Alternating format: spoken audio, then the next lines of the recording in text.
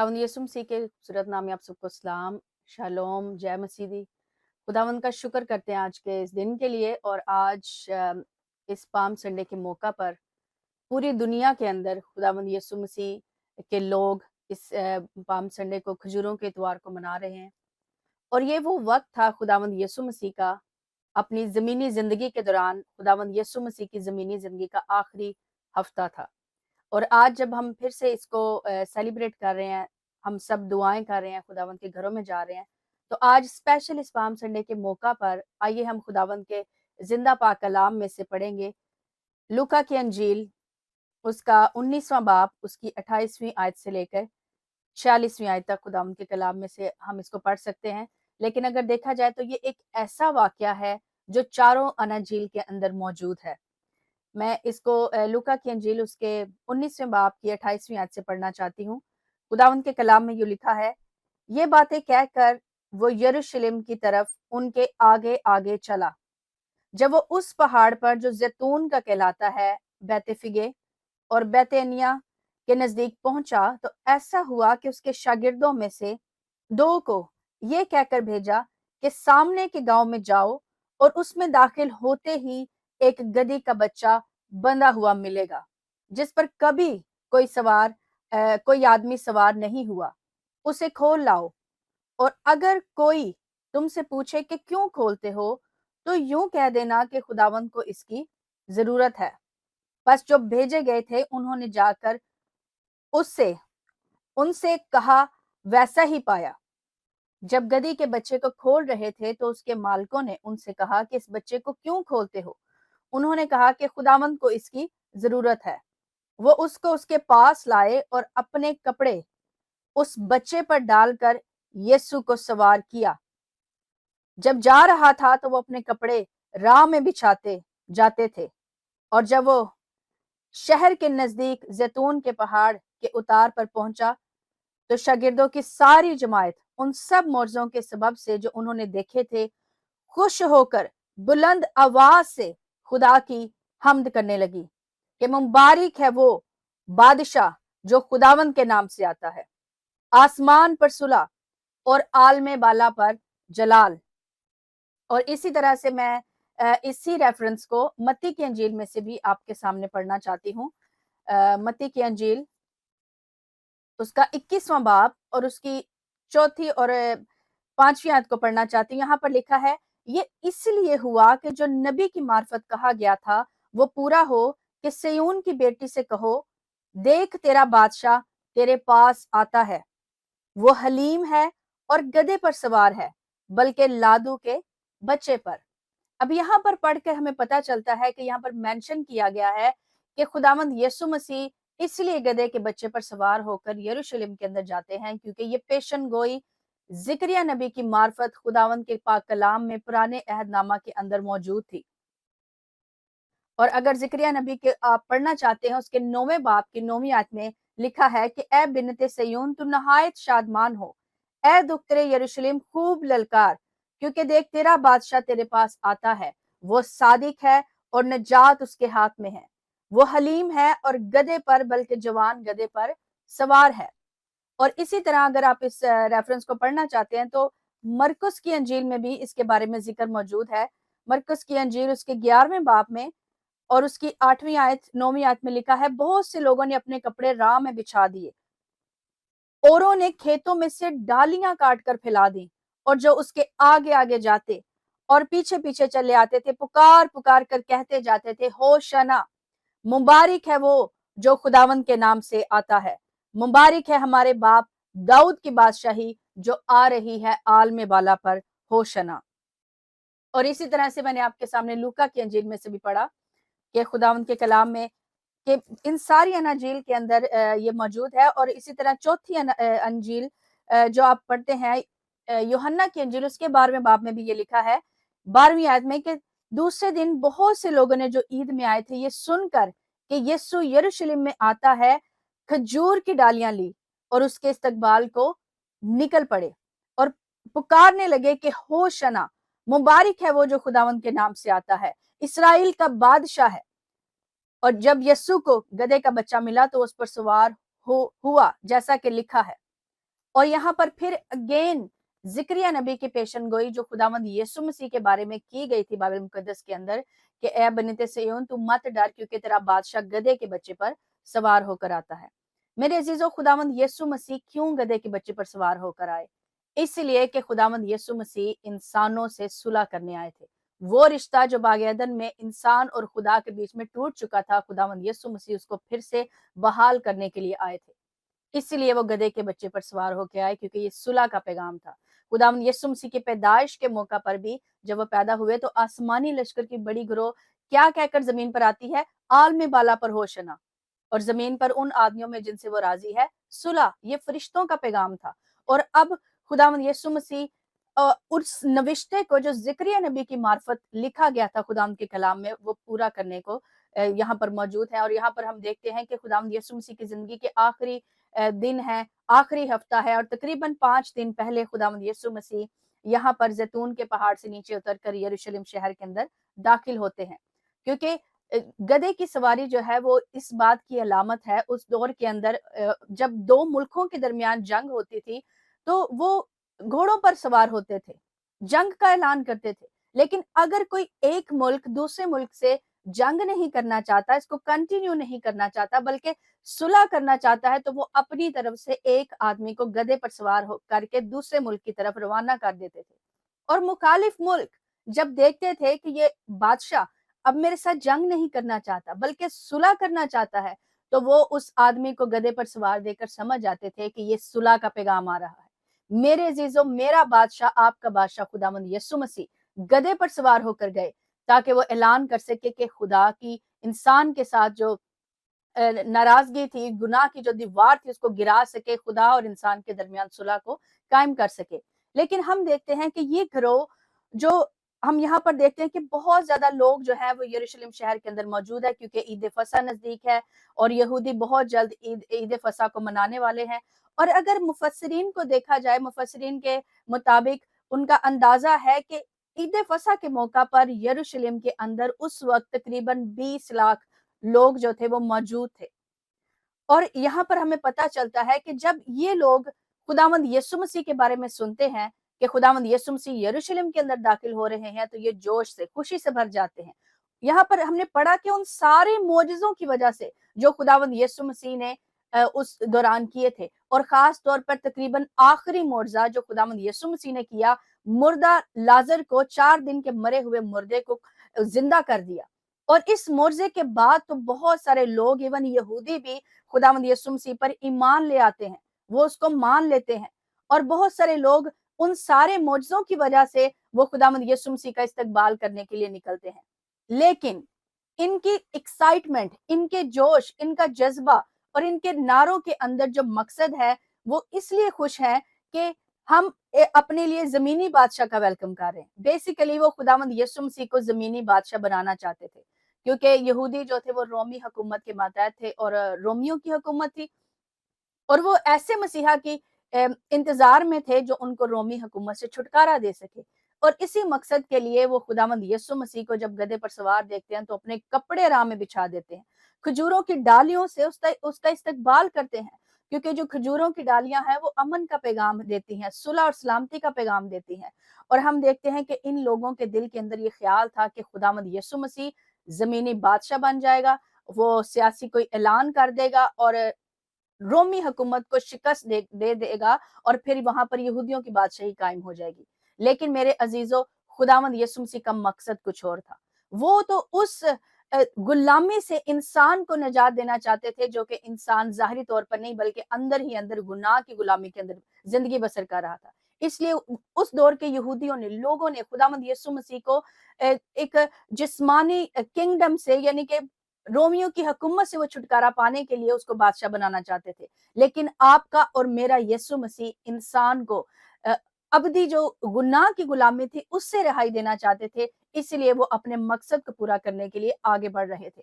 और हमें पता चलता है कि ये जो ग्रोह है, जो बड़ी एक्साइटमेंट है, इनके अंदर बड़ी खुशी है, ये बड़े नारे मार रहे हैं, होशना कह रहे हैं, और ये बिल्कुल ठीक कह रहे हैं क्योंकि वो खुदावंद के कलाम के मुताबिक जो कि ज़िक्रिया नबी की मार्फत कहा गया था कि ऐसा होगा और सब लोग नारे मारेंगे, और जो खुदा का बेटा है, खुदा का बर्रा, वो वो गधे पर सवार होकर आएगा। ये लोग नविश्तों को याद रखे हुए इस बात का ऐलान कर रहे थे, कलाम को बोल रहे थे। और एक और बात हम देखते हैं, ज़बूर की किताब के अंदर भी ये पेशन गोई मौजूद है। ज़बूर 118 और उसकी 24वीं, 25वीं और 26वीं आयत में लिखा है, ये वही दिन है जिसे खुदावंद ने मुकर्रर किया, हम इसमें शादमान होंगे और खुशी मनाएंगे। आह ऐ खुदावंद बचा ले, आह ऐ खुदावंद खुशहाली बख्श, मुबारक है वो जो खुदावंद के नाम से आता है। और यहाँ पर हम देखते हैं कि बहुत दफा खुदावंद यीशु मसीह ने लोगों को कहा कि चुप करो, बैठ जाओ, चुप करके उनको बैठाया। लेकिन बाइबल मुकद्दस के इस हिस्से में हम देखते हैं कि खुदावंद यीशु मसीह ने उनको चुप करके नहीं बिठाया, क्योंकि जब फरीसियों ने देखा कि ये लोग शोर कर रहे हैं, नारे मार रहे हैं, होशना कह रहे हैं, तो फरीसियों ने क्या कहा कि खुदावंद अपने शागिर्दों को डांट दे, इनको चुप करा दे। लेकिन खुदावंद यीशु मसीह का जवाब क्या था? अगर ये चुप कर गए तो पत्थर भी चिल्ला उठेंगे। हालेलुया।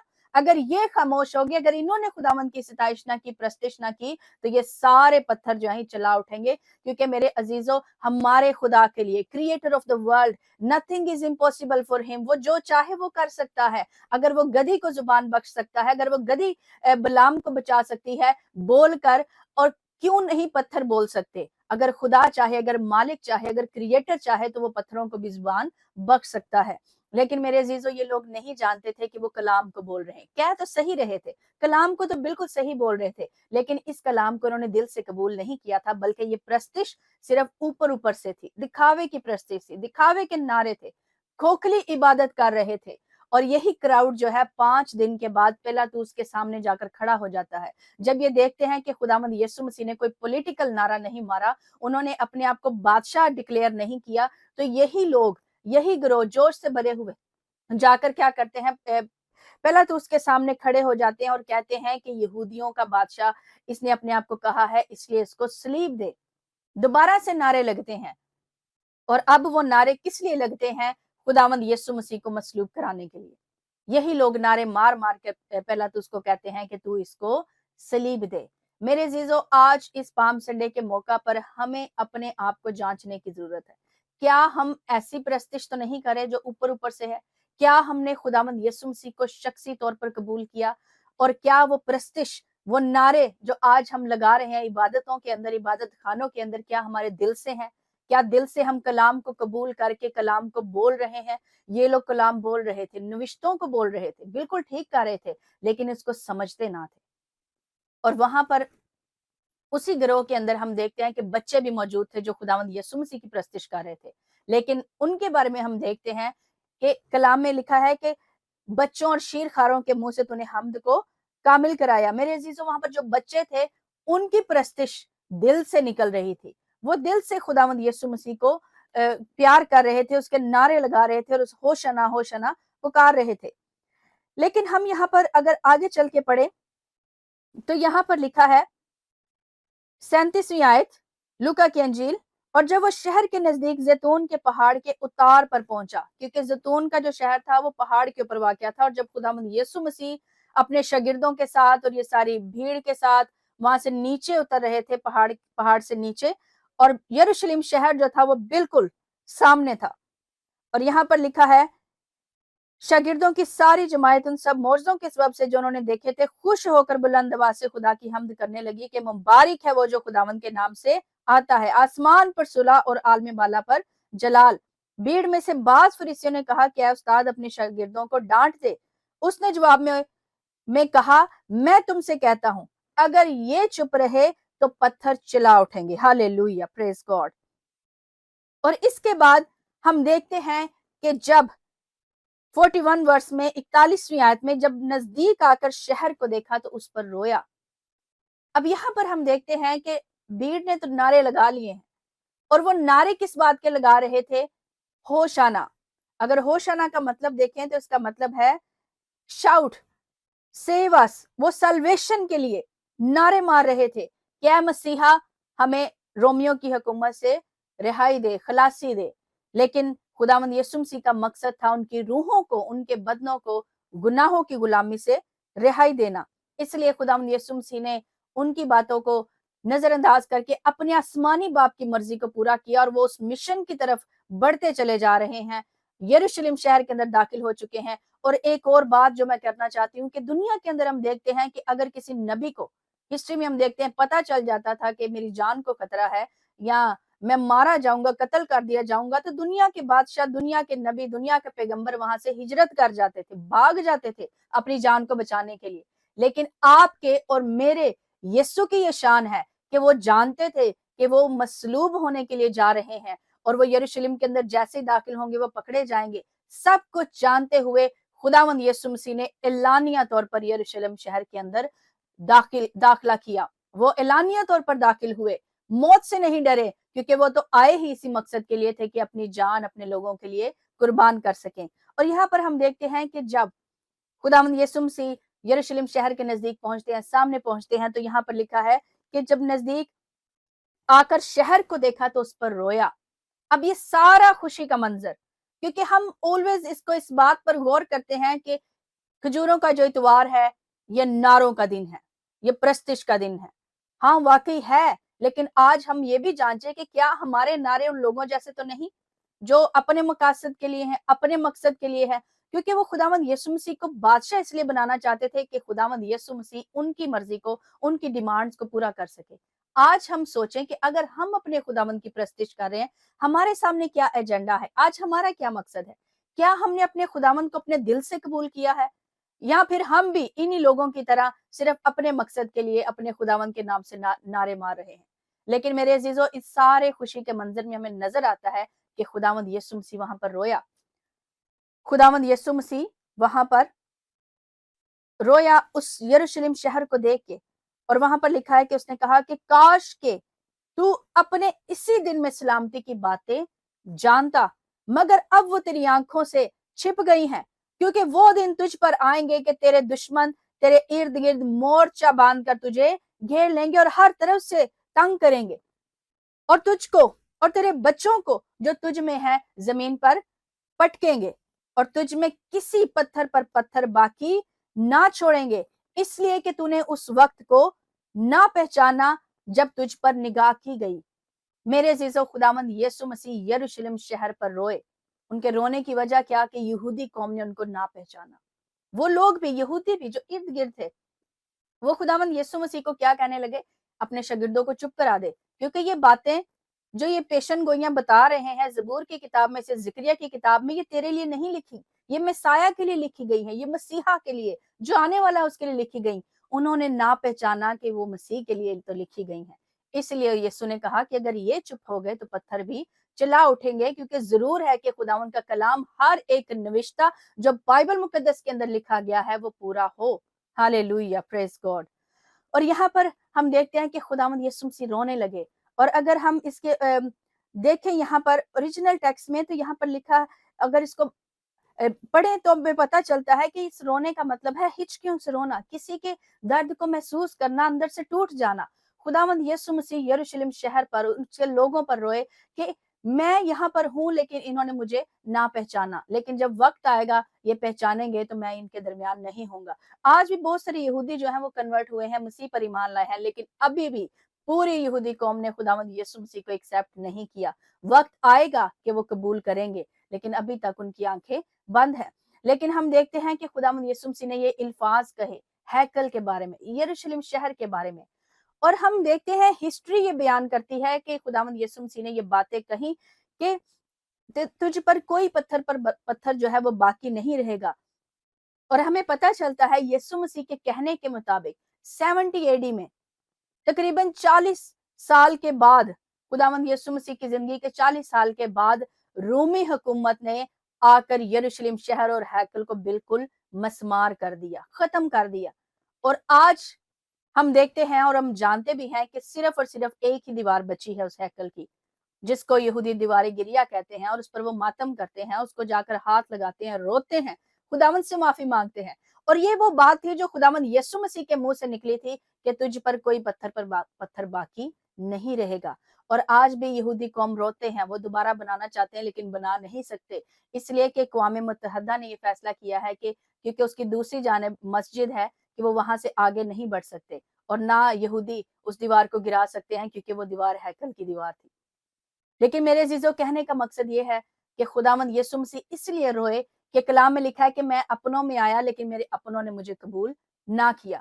آج لمحہ فکریہ ہماری زندگی کے لیے ہے کہ ہمارا خداوند یسوع مسیح جو دن ہم آج کے دن منا رہے ہیں پام سنڈے، کہ دنیا کے اندر، پوری دنیا کے اندر خداوند کے لوگ، مسیحی لوگ اس دن کو منا رہے ہیں، لیکن سوال یہ ہے کہ کیا آج آپ نے یا میں نے خداوند یسوع مسیح کو حقیقی نجات دہندہ، شخص نجات دہندہ قبول کیا ہے یا نہیں؟ اگر ہم مسیحی ہیں، ایماندار ہیں، بلیور ہیں، دل سے خداوند یسوع مسیح کو، اس کی نجات کو پا چکے ہیں، تو یہ دن واقعی آپ کے لیے، میرے لیے بڑی خوشی کا دن ہے۔ لیکن اگر ابھی تک ہم مسیح کی نجات سے خالی ہیں تو پھر ہمارے لیے اور کوئی گناہوں کی جو قربانی ہے وہ باقی نہیں ہے، کیونکہ جو قربانی تھی وہ خداوند یسوع مسیح نے چکا دی ہے۔